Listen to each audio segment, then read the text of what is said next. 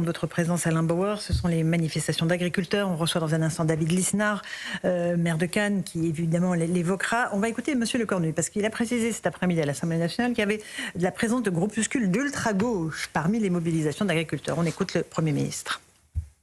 Un amalgame est en train d'être fait entre les éleveurs de France et 40 à 50 militants de l'ultra-gauche qui sont venus s'immiscer au milieu des éleveurs, des vétérinaires, des manifestants avec des cocktails Molotov et des armes par destination.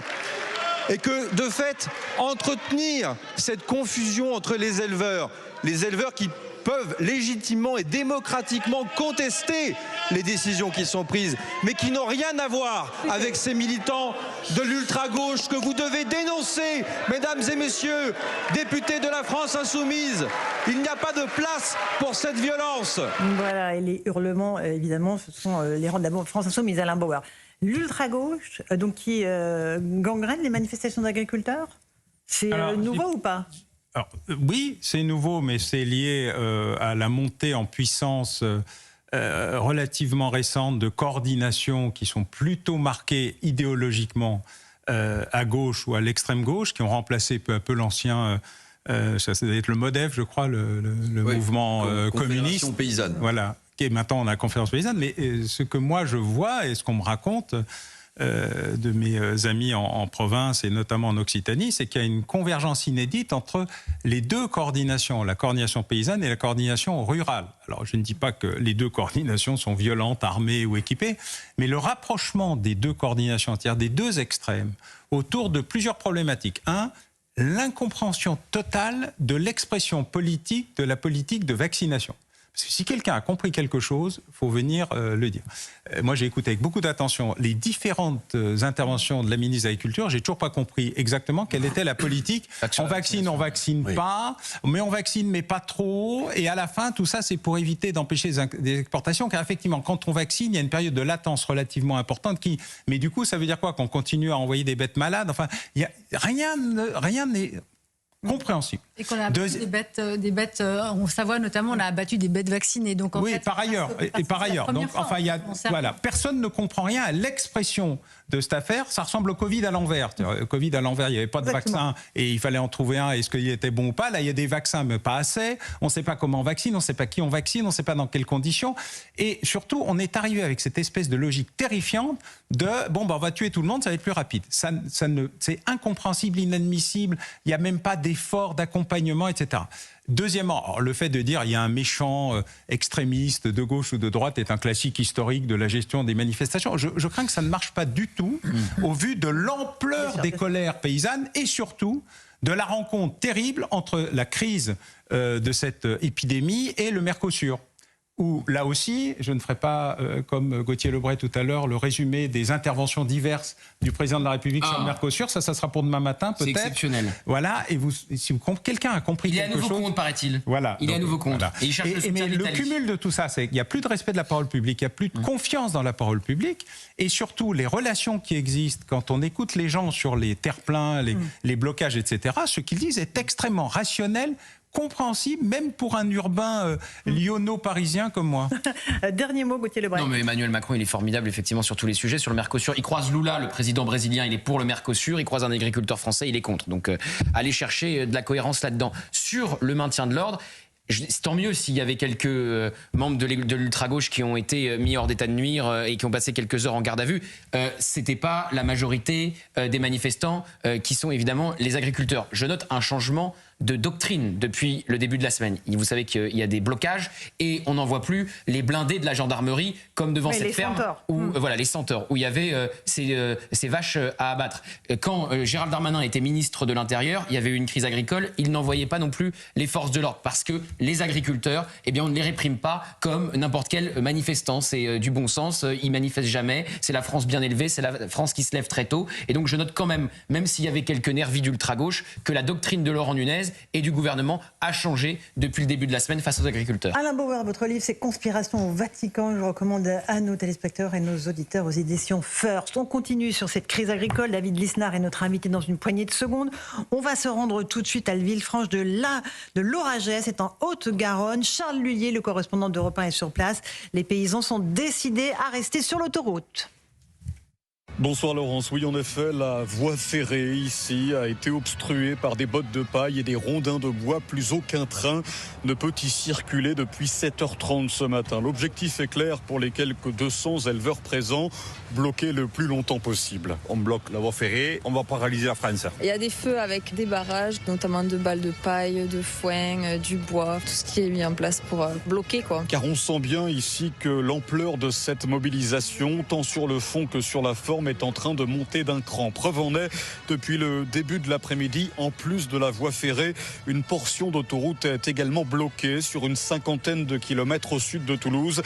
Des dizaines de bottes de foin sont sur le bitume. Julien Bourronnet, pour les jeunes agriculteurs, souhaite que le mouvement fasse des émules partout en France. Aujourd'hui, il y a ce mouvement qui était parti un petit peu de l'Occitanie. On va dire aujourd'hui qu'il va être Pyrénéen.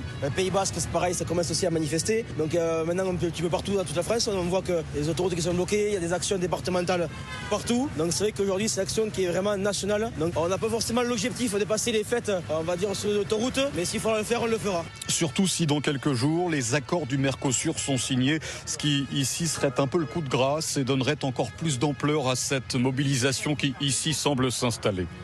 Merci beaucoup Charles Lhuillier sur place en Haute-Garonne. Bonsoir David Lisnard. Bonsoir. Merci beaucoup d'être avec nous ce soir. Merci à vous. Vous entendez la détresse des agriculteurs, leur colère à la fois sur cette dermatose, cette crise sanitaire. Évidemment, il y a la question du Mercosur qui est sur la table. Quelle solution est-ce que vous pensez qu'on peut envisager pour mettre un terme à cette crise, mais infinie, qui semble ne pas se terminer pour les paysans ?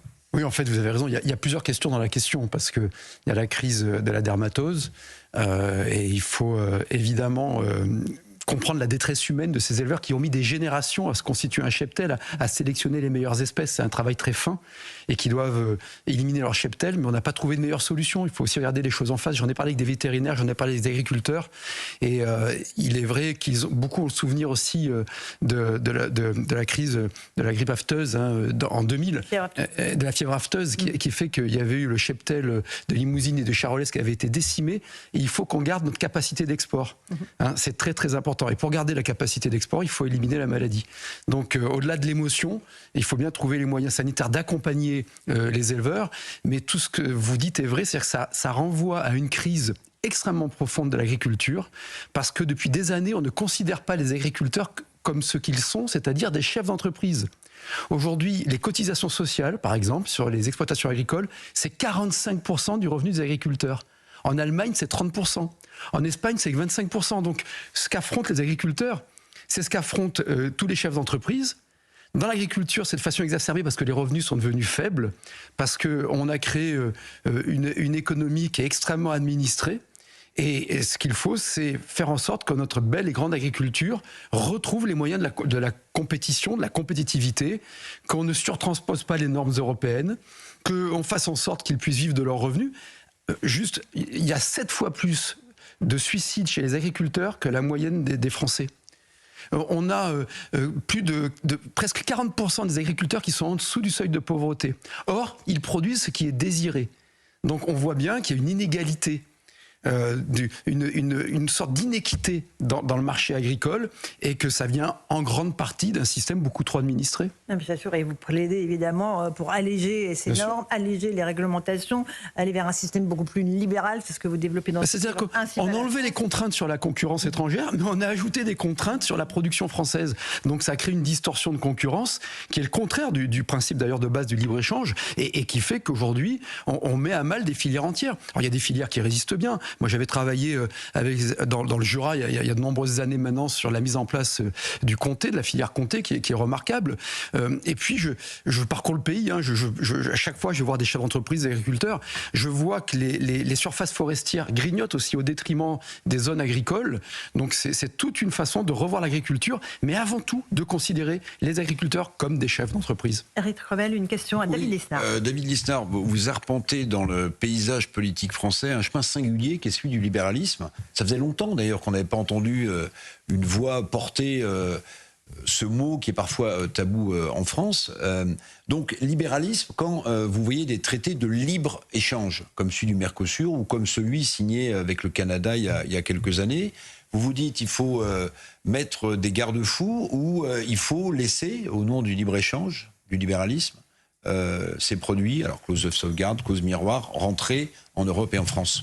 Vous voyez que dans le terme même de traité de libre-échange, c'est pas un oxymore, c'est pas une contradiction, mais ça veut dire qu'il y a des dispositions contractuelles. Donc il faut les négocier âprement. Comme on le fait, moi, comme je le faisais dans le commerce, comme je l'ai fait toute ma vie. Vous parlez du traité avec le Canada, c'est l'ALENA, le traité qui a été négocié une quinzaine d'années. À l'époque, il y avait beaucoup de craintes. Il est très profitable aujourd'hui à l'économie française et à l'agriculture française parce que en France, on a, dans le 21e siècle, un énorme atout, c'est que nous sommes des créatifs. Et que si on nous enlève les boulets de la bureaucratie, des surnormes, de la surfiscalité, on est très bon. On est très très bon, et notamment à l'international. Sur le Mercosur, le sujet, c'est que il y a d'énormes dispositions qui sont très profitables pour les échanges. Il faut toujours rappeler que le commerce fait la richesse des nations, et que la richesse des nations passe par les échanges, mais que le libéralisme, moi je suis pas là pour être un théoricien, on me dit libéral, ça veut dire à quel point le pays est devenu socialiste, quoi, parce que moi je suis un pragmatique, mais je suis fier de porter la voix de la liberté.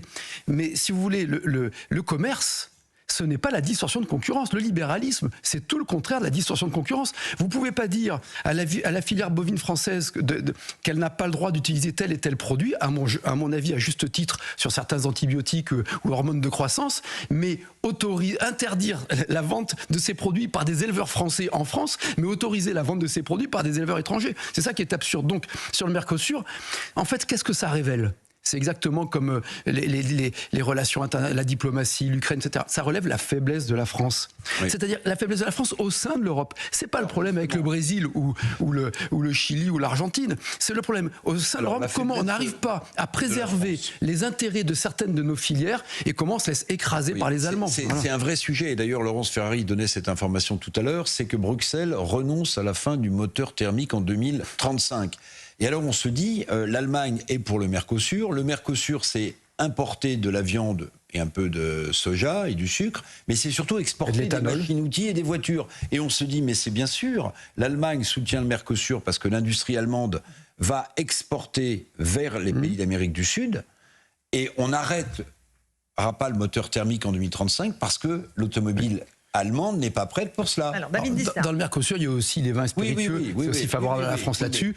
Il y a aussi parler des faiblesses de la France. Mais si vous voulez, vous avez complètement raison. C'est-à-dire que les autres ne sont pas coupables de leur force. Nous sommes responsables et coupables de notre faiblesse. Comment la France a-t-elle réussi en quelques années, ça a commencé il y a plus longtemps, en quelques décennies, à devenir en seconde zone au sein de la zone euro? Nous qui sommes des fondateurs de l'Europe, qui sommes une grande nation. C'est pour ça qu'il faut tout changer. C'est-à-dire qu'on peut tourner ça dans tous les sens tant qu'on ne remodèlera pas notre système social, tant qu'on prélèvera plus que les autres sur la production, c'est-à-dire sur le travail et l'investissement pour alimenter un État-providence qui pour moi est mort pour des raisons démographiques, économiques et migratoires. C'est-à-dire quand on continuera à vouloir soigner toute la misère du monde en prélevant sur ceux qui créent de la richesse, eh bien on sera faible dans les relations internationales. On pourra sauter comme des cabris, comme disait le général, pour dire qu'il faut une grande armée. Oui, il faut une armée puissante, etc. Mais il faut la puissance économique, il faut la prospérité. Et ce que je propose avec Nouvelle Énergie, c'est un projet de nouvelle prospérité.